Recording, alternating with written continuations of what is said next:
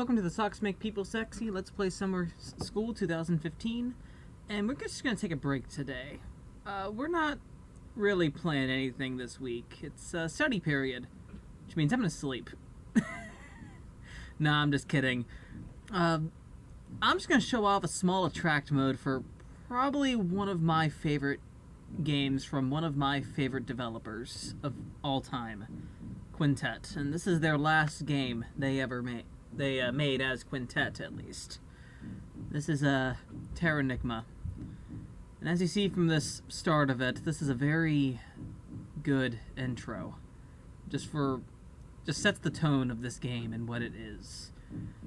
My history with Quintet is pretty interesting. It all began with a little game called Illusion of Gaia.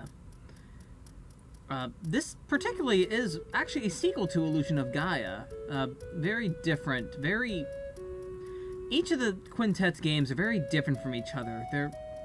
Even though there's the Heaven and Earth trilogy, which are Soul Blazer, Illusion of Gaia, and Terranigma, they're all very different from each other.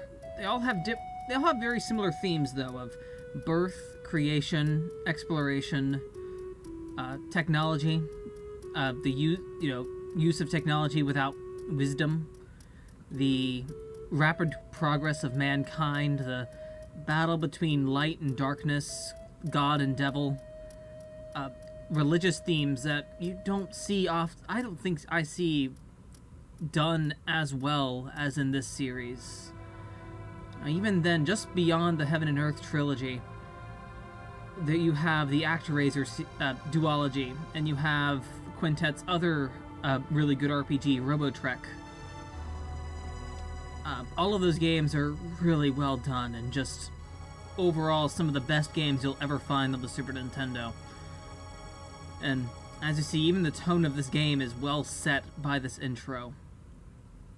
Terranigma was not released in the US at all, unfortunately. It was released, however, in Europe and Japan. If you ever get the chance to play this game, I highly urge you to. It's one of the highest recommendations I have for the Super Nintendo.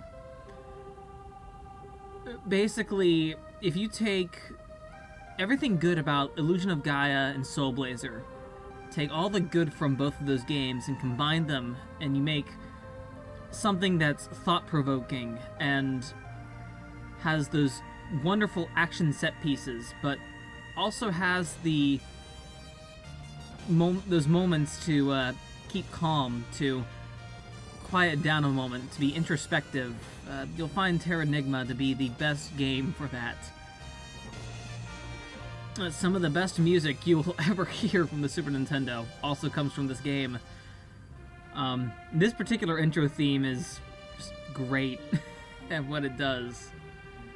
It sets the tone. It does what it has to do.